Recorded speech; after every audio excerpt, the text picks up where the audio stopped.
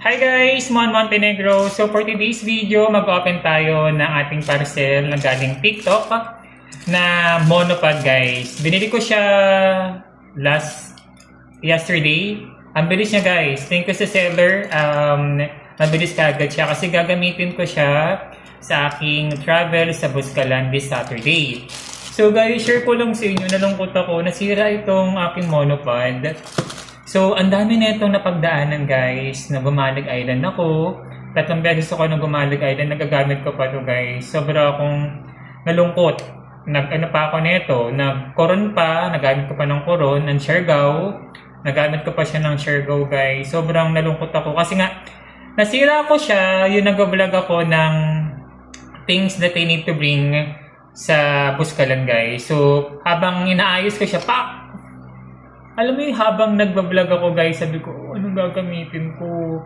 Buti na lang guys, naka-check agad ako sa TikTok na available na monopod. So, pero sobrang nalungkot ako na nawala ito. Nawala na siya. Pero tatabi ko siya guys, sobrang memorable sa akin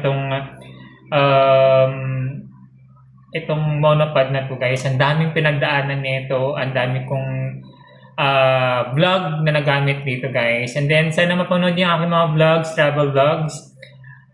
Tapos open na natin ang ating parcel. Ayan. So open na natin guys. Excited ako guys. Karating ko lang galing work. Ayan. Open natin. Ano ba nakalagay? Ano to? Ano to? Ano to? Hindi ko naman alam yun. Tapos check lang natin. Medyo sira-sira yung nalagay. Siguro ano to, nasa the bodega.